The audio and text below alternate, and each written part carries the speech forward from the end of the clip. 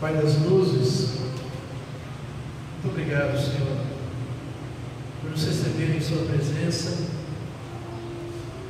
Nós entramos, Senhor, às Suas portas com ações de graças, louvando e exaltando ao Senhor de todo o coração.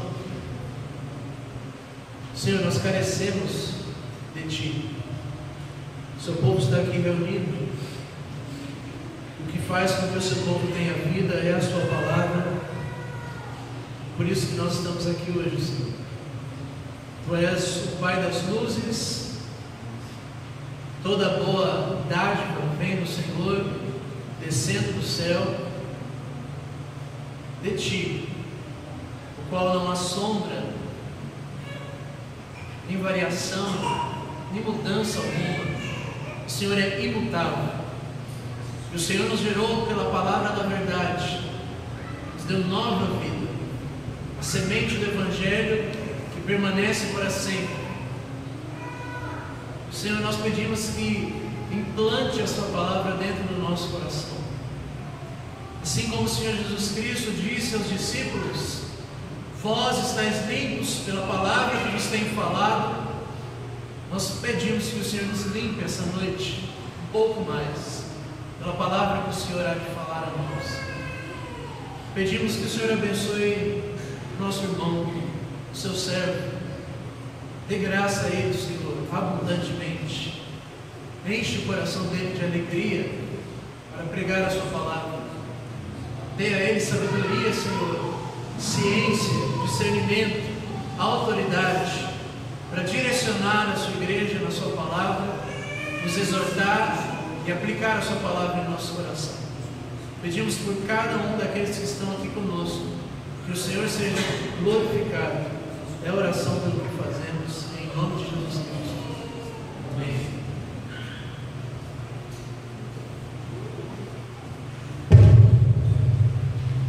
Lucas capítulo 1, versos 5 ao 25, será o texto dessa noite.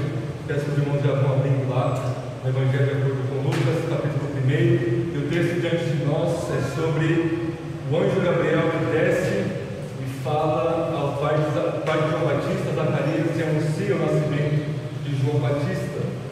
Irmãos, o que nós fazemos todos os domingos, nosso culto, diante da pregação, nós somos expostos diante do Evangelho de Jesus Cristo. E para atingirmos esse propósito, essa nossa terceira mensagem do Evangelho de Lucas, eu gostaria de trazer 4 testemunhas do Evangelho dentro do nosso texto. E como o texto é sobre João Batista, irmãos, talvez nós não honraríamos a sua memória se eu não pregasse um pouco, não só sobre João Batista, mas como João Batista. Então, as 4 testemunhas diante de nós serão Zacarias e Isabel, que são os pais de João Batista, o próprio João Batista, e teremos uma última no final do nosso texto. Peço que os irmãos já abram Lucas capítulo 1. Peço que o Lucas mude ali, por favor. O que vocês estão vendo nos slides, irmãos, não é o esboço do nosso sermão, é mais a estrutura literária do nosso texto. Nós vamos seguir mais ou menos essa estrutura que o texto impõe a nós.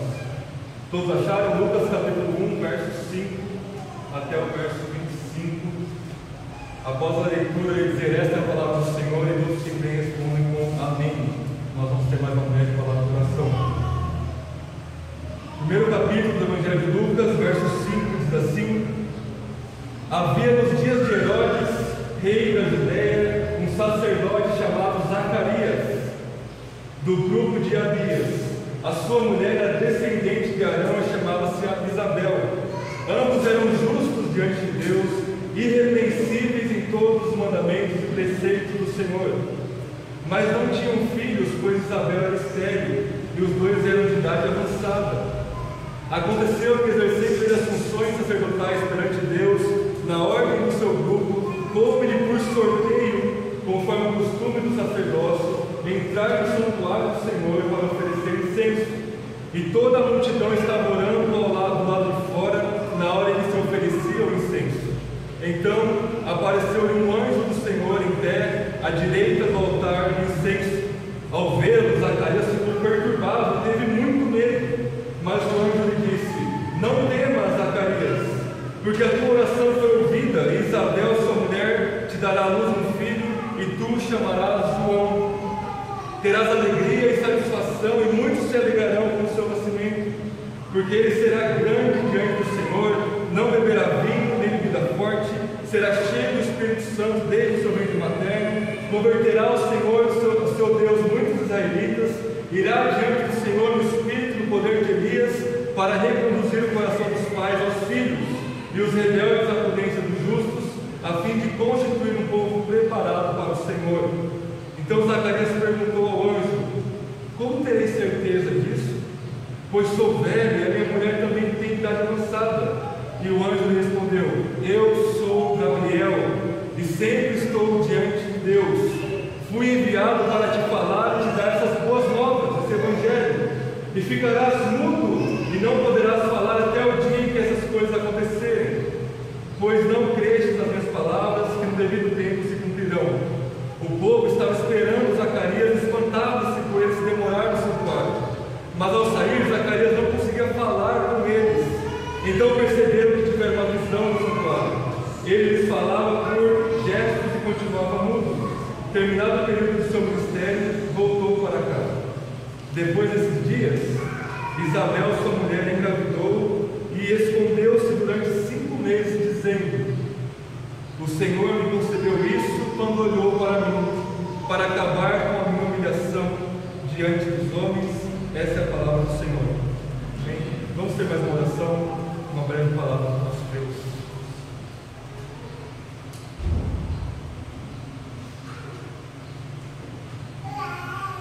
Senhor, nosso Deus e Pai, enquanto a sua palavra e o seu evangelho é exposto diante de nós, nós rogamos que o Senhor encha a sua noiva, o seu corpo, com o seu espírito, e faça a obra, Deus, que precisa ser feita esta noite, que todo o coração se cale diante de Ti, que toda a mente, ó Deus, devore-se a Ti mesmo em adoração diante da sua palavra, Senhor. Essa é a nossa oração, em nome de Jesus.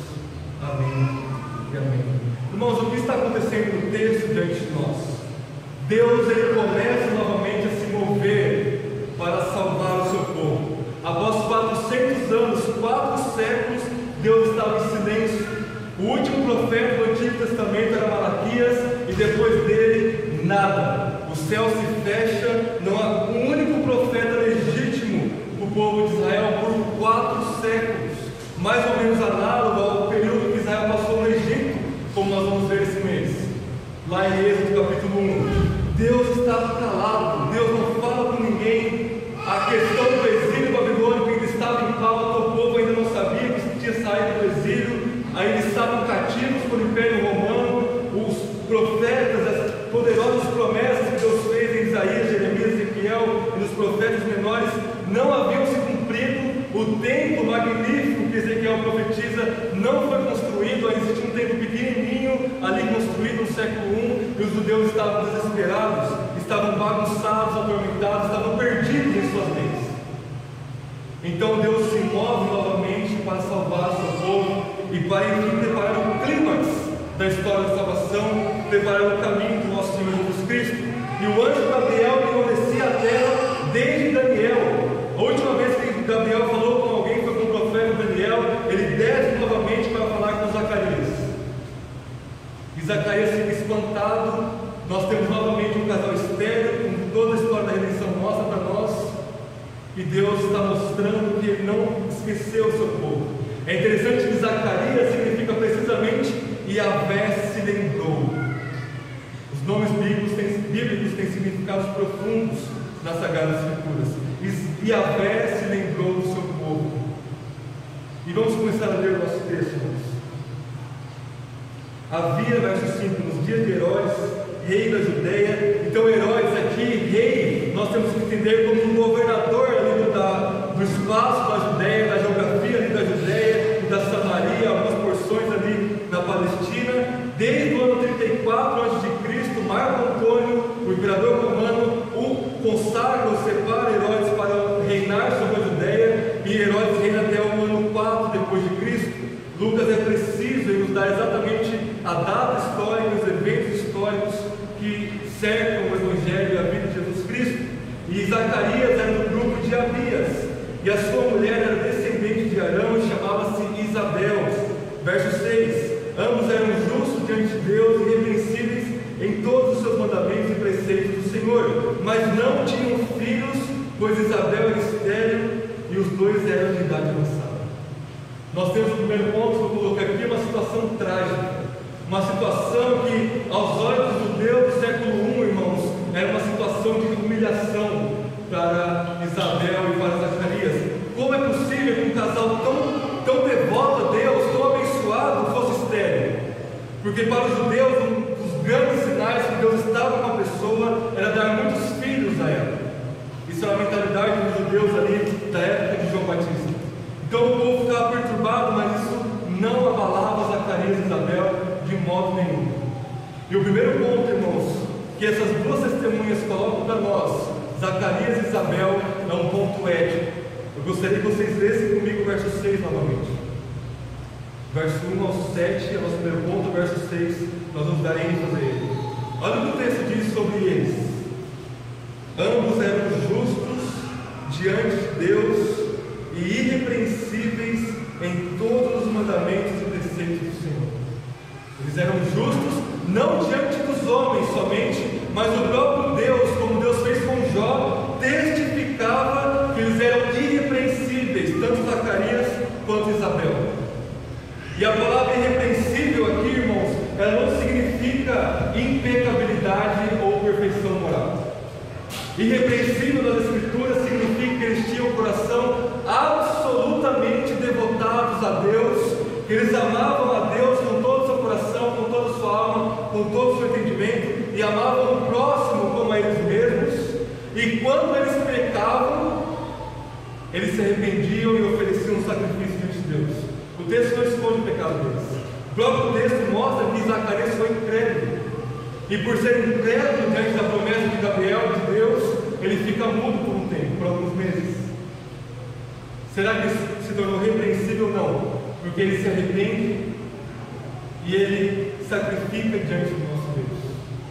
Irmãos, reparem o que Deus diz desse casal para nós.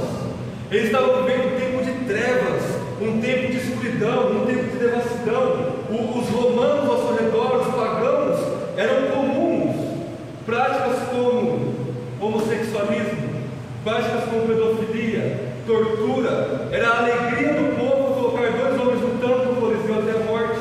E essas práticas não eram somente aceitas, elas eram louvadas e aplaudidas. O povo judeu não estava antes menor do que eles. O povo estava perdido, acreditando em heresias. Os fariseus estavam pregando uma falsa religião. E a maioria dos judeus se venderam as suas almas para o paganismo romano.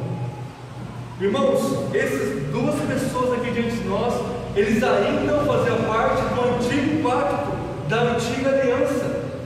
Eles não estavam vendo Jesus Cristo morto e ressurreto como nós. Eles não tinham o Espírito Santo derramado como foi derramado em Atos capítulo 2. Eles ainda estavam debaixo da aliança de Moisés.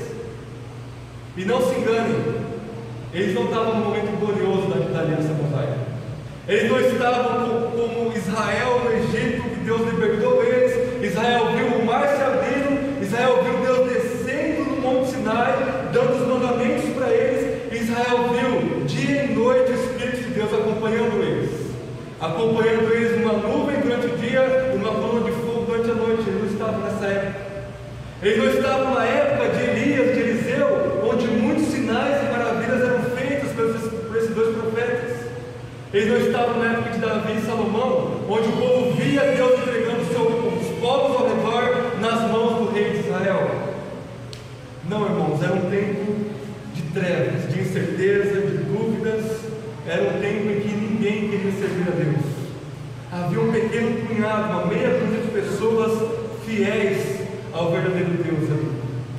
E diante de nós está um testemunho do Evangelho e um testemunho de acusação contra a igreja evangélica brasileira e contra a nossa igreja aqui reunida essa noite.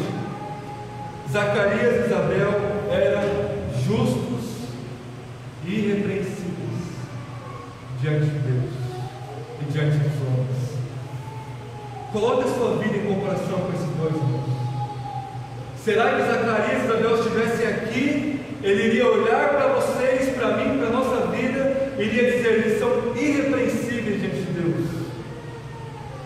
Paulo diz em Efésios capítulo 1, verso 3 e 4 o seguinte: Bendito Deus e Pai do nosso Senhor Jesus Cristo, que nos abençoou com todas as bênçãos espirituais nos lugares celestiais em Cristo. E, verso 4, nos escolheu nele antes da fundação do mundo para quê? Para nós nos orgulharmos da nossa eleição? Não. Para nós nos vangloriarmos da nossa sã doutrina? Não. Nos escolheu antes da fundação do mundo para sermos santos e irrepreensíveis diante dele em amor. É a mesma expressão que Lucas usa para falar de Zacarias e Isabel. Nós, como igreja, somos chamados não para ser como Zacarias e Isabel, mas para transcendermos o comportamento de Zacarias e Isabel. Por quê? O mesmo texto de Paulo, Efésios capítulo 5, verso 25 ao 27, Paulo diz o seguinte: maridos, amem as vossas esposas como Cristo amou a igreja, e ele se entregou por ela, morreu por ela para quê? Verso 26, para a santificar, para apresentar a si mesmo uma igreja, uma noiva sem mácula, sem ruga, sem defeito ou qualquer coisa parecida, mas santa e irrepreensível. Ou seja, porque Jesus morreu por você e por mim, para nos apresentar diante dele santos, justos e irrepreensíveis. Qual é o fundamento, irmãos, para a nossa irrepreensão e nossa vida ética cristã? Jesus morreu por nós. Deus nos escolheu antes da fundação do mundo, e na plenitude dos tempos, Jesus morreu por nós. Porque foi possível Zacarias, Isabel e João Batista serem irrepreensíveis? Não porque eles eram melhores do que nós, mas porque alguns anos depois, 33 anos depois, Jesus havia morrido por Zacarias, Isabel e João Batista. Vocês se lembram de 2 domingos atrás, onde eu preguei sobre todo o Evangelho de Lucas e mostrei que a ética do Evangelho de Lucas é uma ética escatológica, é uma ética do fim dos tempos. Por quê? Porque no fim dos tempos viriam duas pessoas: o Messias, que é o nosso Senhor Jesus Cristo, e o Espírito Santo, que foi derramado abundantemente sobre nós desde Atos capítulo 2 do Pentecostes. Porque Jesus morreu e subiu aos céus, ele derrama sobre nós abundantemente o Espírito Santo. E eu quero, o texto, na verdade, quer desafiar a nossa vida ética. Eu quero que nós venhamos a parar de exercer uma espiritualidade à la galinha da Angola, e você ficar dizendo: estou fraco, estou fraco, estou fraco. Você não está fraco, você é fraco. Você não passa de pó e cinza e pecado. Você é fraco. O que Paulo diz lá em 2 Coríntios, capítulo 12: quando eu sou fraco, é que eu sou forte, porque na minha fraqueza o poder de Cristo é aperfeiçoado. Por isso que Jesus não tirou aquele espinho na carne. Jesus disse: a minha graça te basta, Paulo, e o meu poder se aperfeiçoa na sua fraqueza. Portanto, pare de ficar murmurando e caindo nesses mesmos pecados, semana após semana. Jesus Cristo morreu para te libertar desses pecados. Jesus Cristo enviou o poder da plenitude do Espírito para nos libertar dos nossos pecados e nos dar uma vida justa e irrepreensível diante de Deus. Irmãos, a nossa conduta precisa transcender Moisés, Abraão, Jó, os escribas e fariseus da época de Jesus, Zacarias, Isabel e João Batista, porque eles não tinham o que nós temos. Eles não tinham as promessas cumpridas na vida e obra de Jesus Cristo. Nós temos tudo isso, irmãos. Com os olhos da fé nós vemos: Jesus Cristo já morreu, já pagou pelos nossos pecados, já inaugurou o reino de Deus, a nova criação, e derramou sobre nós o Espírito da promessa, a qual nós somos selados. Portanto, irmãos, o primeiro testemunho, não só testemunha o Evangelho para nós, mas testemunha contra nós. Não há desculpas para você viver a vida que você está vivendo. Não há desculpas para eu viver a vida que estou vivendo. Nós precisamos nos arrepender agora, enquanto o Espírito está falando conosco, antes que seja tarde demais, irmãos. Deus não quer nada mais, nada menos do que uma vida irrepreensível diante dele. E como o apóstolo Pedro diz na sua primeira carta, Deus nos deu tudo para que nos conduz à vida e à piedade.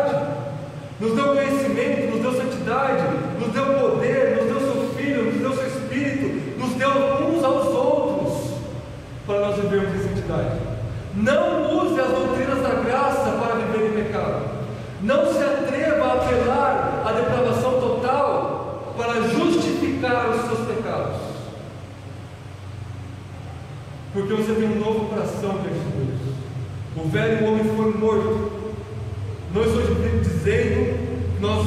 que irrepreensão é impecabilidade, como eu já falei. Preciso reiterar esse ponto para que vocês não me mal interpretem.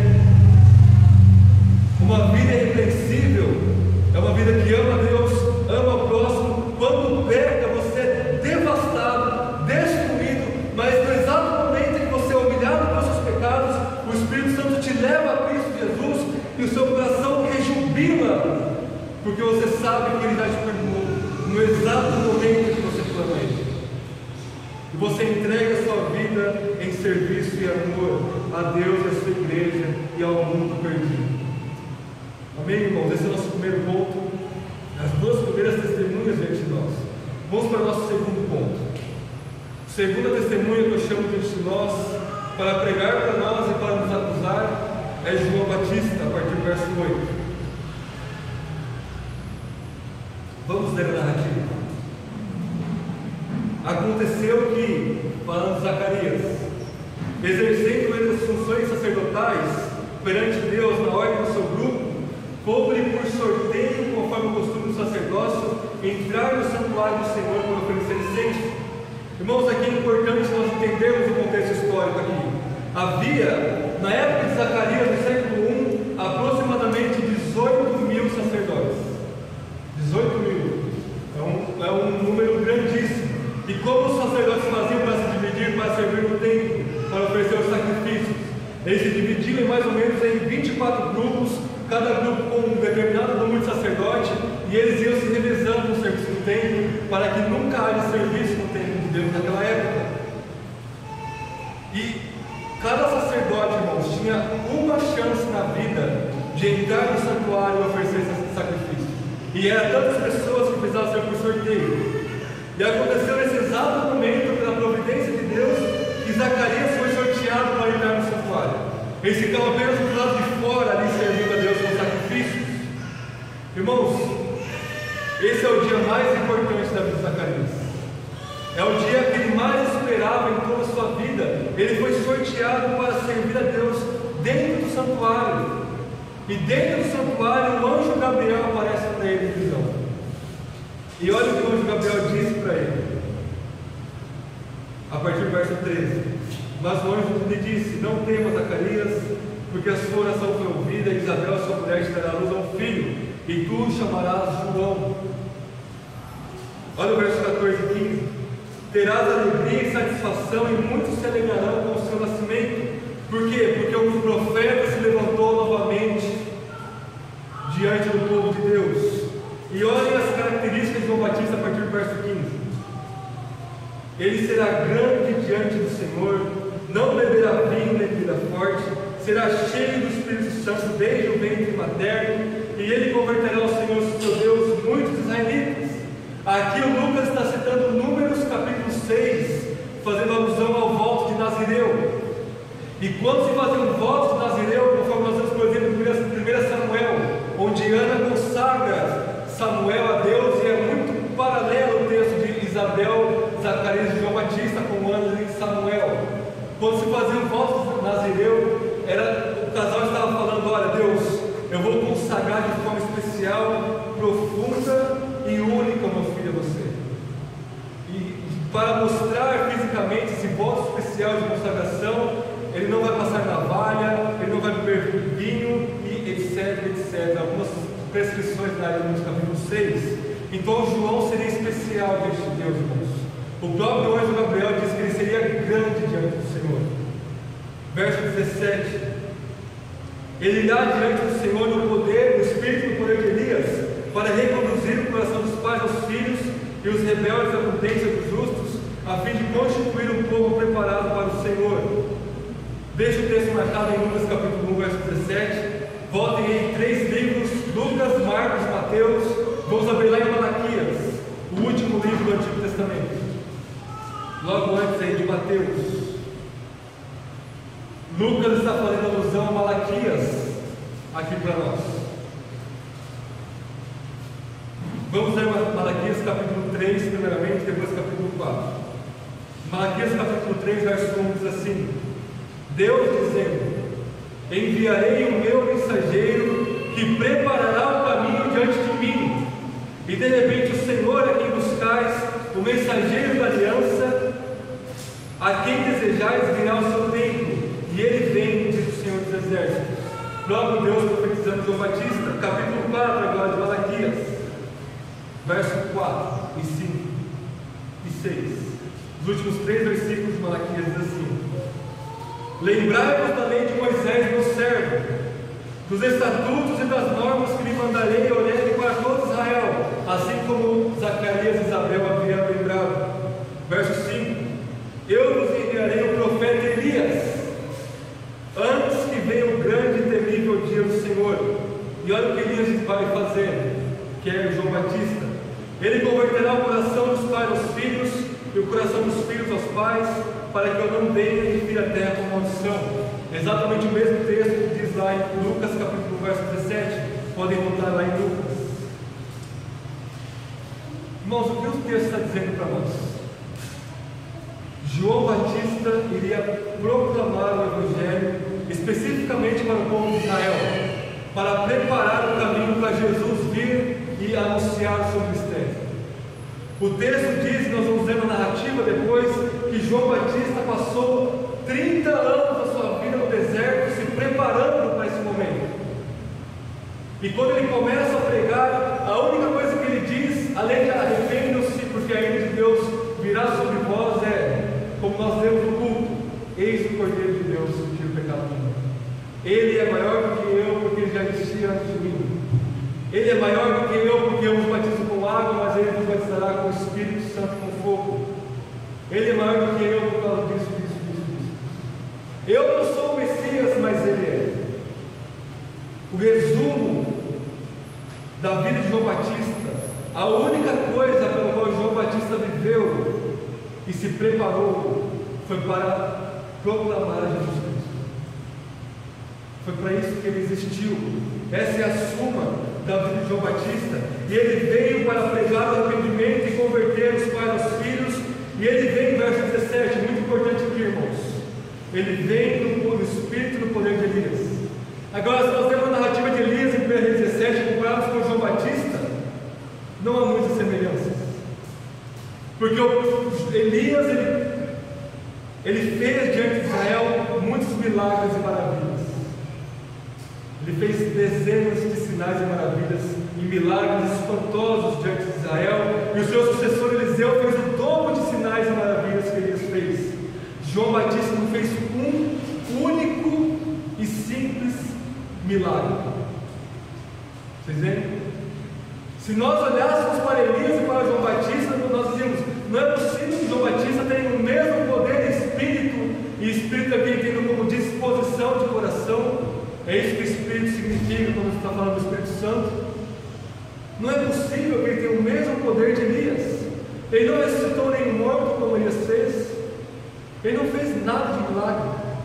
A única coisa que era semelhante era as suas roupas, a sua solidão no deserto, comendo gafanhoto, comendo uma comida simplória demais. Qual que é o principal ponto de comparação entre Elias e João Batista? Era o poder da mensagem deles e o conteúdo da mensagem. E o conteúdo da mensagem é: arrependam-se, Israel, arrependam-se e voltem para o Deus verdadeiro.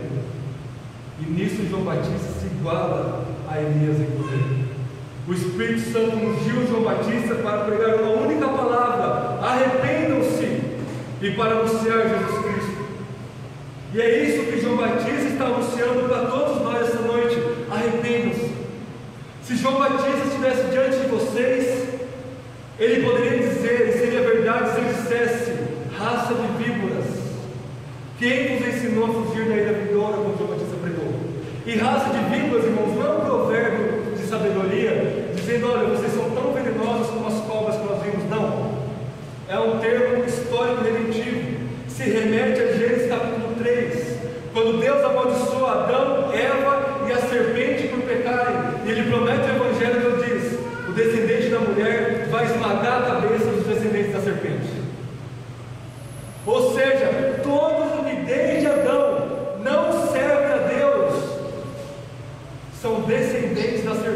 são laços de víboras, são filhos do diabo, como Jesus disse em João capítulo 8.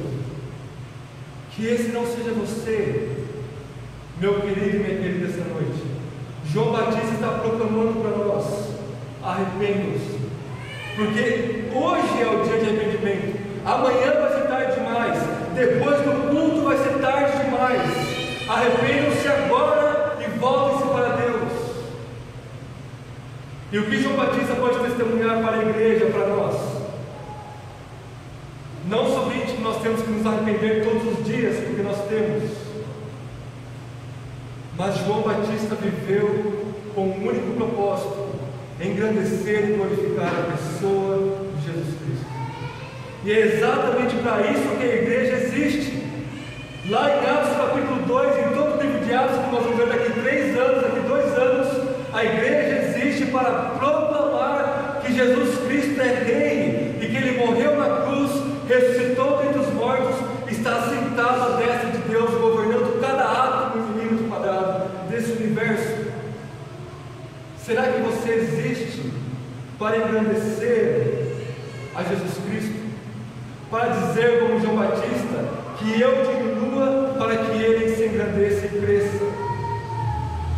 Você não é o Messias, você não é o seu Salvador, você não pode viver para si mesmo ou para qualquer outra mesquinharia dessa criação. Você precisa viver para aquele que se entregou por você. Essas são as boas novas de Deus para nós hoje. É isso que o Evangelho nos chama a fazer. A igreja não existe para sermos bonitinhos. A igreja não existe simplesmente para nós darmos um show gospel, para nós passarmos vergonha diante do mundo, que alguns evangélicos mais sabem fazer. A igreja não existe para você ficar cantarolando simplesmente e achar que isso é servir a Deus. Falar algumas meias palavras de besteira para os seus amigos no trabalho, achando que isso é evangelho e você nem sabe o que é evangelho. Você existe para mergulhar e se perder e ser consumido pelas Escrituras e pela paixão de conhecer mais a Jesus Cristo. Você precisa viver para Jesus 10 vezes mais do que João Batista viveu.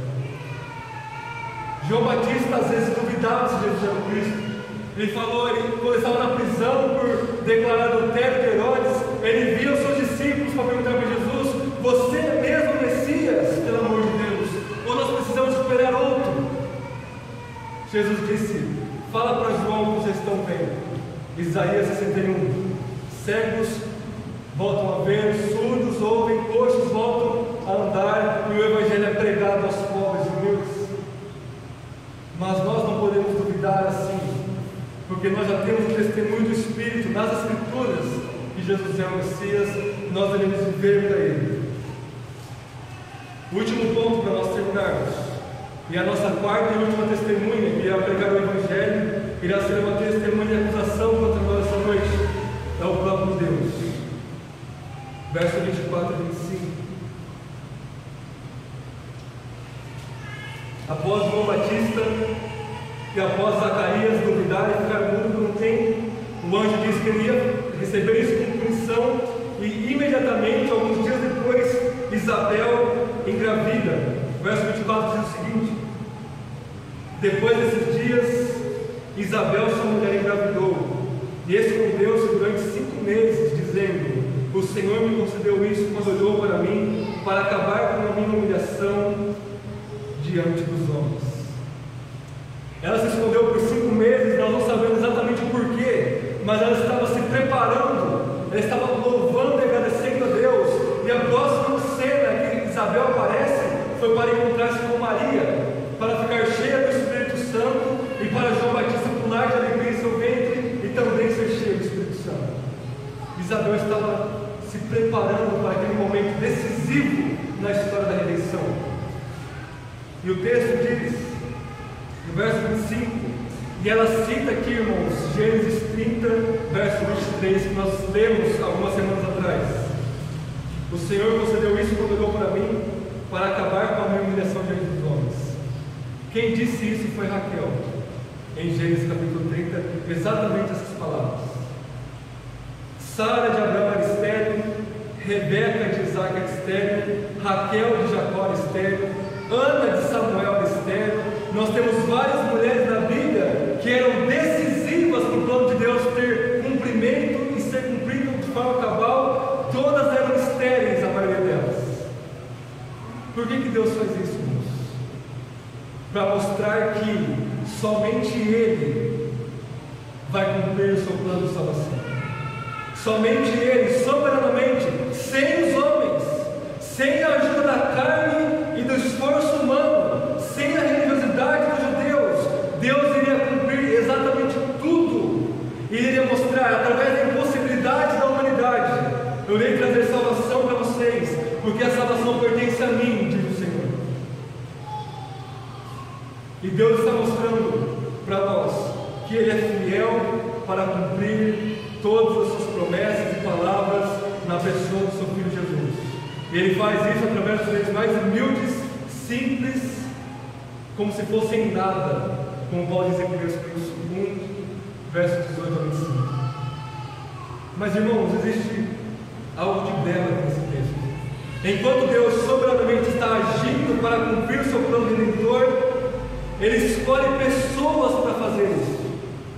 E Ele se importa com pessoas para fazer isso. Ele podia simplesmente não ter deixado Isabel estéril. Ele podia ter escolhido qualquer outra mulher fiel a Israel que fosse fértil. Mas Ele deixou Isabel durante toda a sua vida. Ela já era idosa, assim como Abraão e Sara. Zacarias e Isabel já eram idosos. Ele deixou ela sofrendo por toda a sua vida essa grande humilhação diante do seu tempo. Então, conforme o nome de Zacarias diz, Deus se lembra dela, Deus vem ao encontro dela e dá um filho para ela e acaba com a humilhação dela. Deus se importa, irmãos, com cada um de nós. E Ele nos chama para nós participarmos desse grande plano de glorificar o seu Filho Jesus e de trazer os pecadores a Ele. Deus não precisa de você, Deus não precisa que eu pregue nesse culto, não precisa do Kaique, não precisa de nenhum de nós. Ele irá trazer os seus eleitos a Cristo Jesus, Ele irá cumprir o seu plano, com você ou não. Mas Deus é tão gracioso, tão amoroso, que Ele nos convida, todos nós, a participarmos desse maravilhoso plano da Trindade em redimir o seu povo eleito. Eu gostaria de concluir esse sermão resumindo para nós, de forma retrospectiva, o que Lucas diz em Lucas 1, dos 5 a 25. Nós tivemos 4 testemunhos de nós, 3 grandes temas: ética, proclamação e o plano da salvação de Deus. Irmãos, começando do terceiro para o segundo para o primeiro, Deus está agindo segundo por segundo na história para cumprir o seu propósito de glorificar o seu nome trino, Pai, Filho e Espírito, na salvação dos pecadores e também na condenação desses pecadores. E Ele chama a igreja, Ele chama cada um de nós, e Ele nos convida a emergirmos nesse plano redentor e a proclamarmos, como João Batista, que Jesus Cristo é o Messias, é o Rei, e que todos precisam crer nele e se arrepender de seus pecados. E sermos incluídos nesse plano salvador, sendo transformados pelo Espírito e proclamarmos Jesus e sermos salvos por essa proclamação, nós somos chamados a viver uma vida irrepreensível diante de Deus, uma vida santa que honre Jesus. Eu acabei de me lembrar de uma frase de algum cristão da história da igreja que diz: Jesus Cristo é digno da vida que você está vivendo, ou ao contrário, a vida que você está vivendo é digna do Cordeiro ter morrido por você. Isso foi 2 jovens, irmãos, mais novos que eu caí, moravianos do século XVIII, que deram suas vidas para pregar a uma ilha de escravos, e eles iam com um passaporte somente de ida, eles nunca mais iam voltar. Eles tinham seus 20 anos, eles podiam casar, eles não se casaram, eles podiam viver, estudar, plantar uma igreja, viver para Deus da mesma forma. Eles se despedem dos seus pais, das suas mães, das suas igrejas, da sua igreja ali. E esses 2 jovens embarcam nesse navio, e seus pais chorando, e a igreja chorando, e dá uma impressão que eles iam desperdiçar a vida deles. E lá, quase no horizonte, um deles grita: o cordeiro não é digno de eu entregar a minha vida para ele. Para encerrar uma ilustração, irmãos, no século 5 e 4 a.C. surgiram 3 grandes dramaturgos gregos, Ésquilo, Sófocles e Eurípides. E Sófocles escreve uma peça dramática chamada de Édipo o Rei, Édipus Tiranos em grego. E nessa peça, Édipo, ele mata o próprio pai, casa com a sua mãe Jocasta, mas ele não sabia disso. Era simplesmente uma pegadinha dos deuses, conduzindo tragicamente a vida de Édipo. No fim da peça, ele descobre que a sua mulher é sua mãe, que ele matou seu pai, que era rei de Corinto. Ele fura seus olhos, as suas filhas se matam e são exilados depois. Irmãos, Deus não é como os deuses gregos. A nossa vida não é uma tragédia. O primeiro ponto ali é uma situação trágica, mas não é como Édipo. Deus está controlando todas as coisas. Aquilo que na sua vida parece trágico é exatamente para glorificar a Deus, te humilhar no pó, para você ver que você não é nada, que você precisa unicamente de Jesus Cristo, para que você valorize Jesus Cristo como seu maior tesouro, como seu tudo em todas as coisas. A sua vida não é tragédia, ela é amorosamente e soberanamente guiada pelos desígnios eternos de Deus. E você é chamado simplesmente para crer nisso. Para crer nisso, porque Deus ressuscitou seu Filho para mostrar isso para nós. Que Ele é fiel para cumprir todas as suas promessas e trazer a cabo o seu maravilhoso plano de nos salvar. Vamos orar.